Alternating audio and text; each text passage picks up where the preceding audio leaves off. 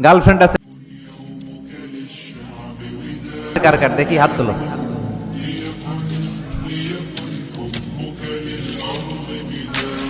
মাশাআল্লাহ, সাহস আছে ওদের, বুকের পাটা আছে।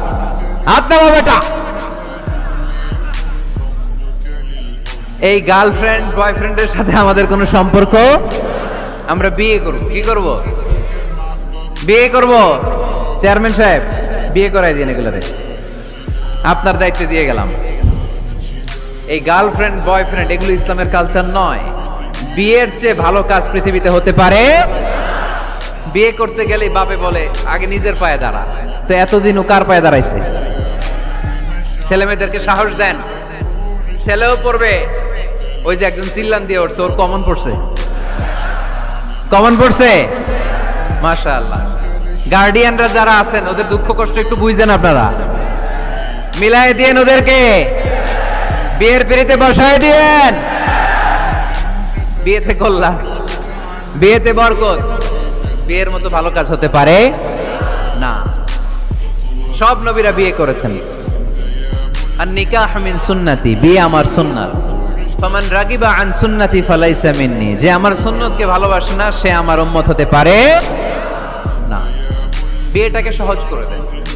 যেই সমাজে বিয়ে সহজ ওই সমাজে জিনা কঠিন, তাই না? যেই সমাজে জিনা সহজ ওই সমাজে বিয়ে কঠিন। আমাদের সমাজে জিনা করা সহজ, বিয়ে করতে লাগে 10 লাখ, জিনা করতে লাগে 1000। ঠিক কি না? 10 লাখ টাকা ছাড়া বিয়ে করা যায় না। এটা লাগবে, ওইটা লাগবে, এই দাও, ওই দাও, মোহর দাও, বিশাল অঙ্কের মোহর। 10 লক্ষ টাকা ধার্য না করলে মেয়ে দিবে না। এরকম আছে না নাই? না, এগুলো আসলে ইসলামিক কালচার না। ছেলের বাবা মেয়ের বাবা উভয়কে আমি বলি বিয়েটা সহজ করে দেন, সহজ করে দেন। ছেলে পড়াশোনা করুক, সমস্যা নাই, মেয়েও পড়ুক, কিন্তু তারা পবিত্রভাবে তাদের সম্পর্ককে মেনটেন করুক। ঠিক কিনা? তাদের এই যৌবনের তাড়নায় যে পাপের সাথে জড়াবে তার পার্সেন্টেজ গুণা বাবা হিসেবে আপনার কাঁধেও আছে না নাই? এজন্য বাবারা সাবধান, মায়েরা সাবধান, বিয়েটাকে সহজ করেন। এই এলাকার যুব সংঘ যারা আছো, তোমরা একটা ক্যাম্পেইন করবা এই মাহফিলের পরে, টাইমলি ম্যারেজ ক্যাম্পেইন।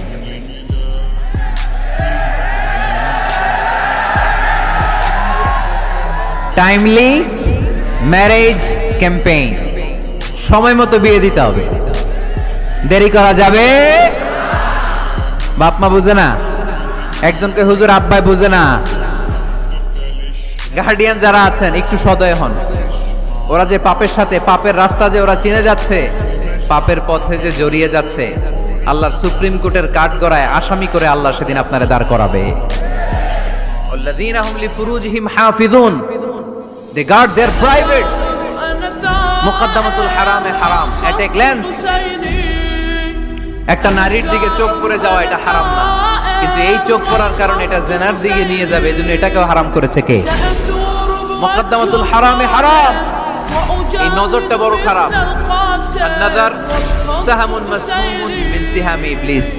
এই নজর হচ্ছে শয়তানের বিষ মাখানো তীরের মধ্যে থেকে একটা ভয়ঙ্কর তীর। এই তীর দিয়ে শয়তান যুবক আর যুবতীদেরকে কাবু করে ফেলে। আমরা শয়তানের হাতে ধরা দিতে চাই না, আমরা বিয়ের মতো পবিত্র বন্ধনে আবদ্ধ হতে চাই। ঠিক কি না?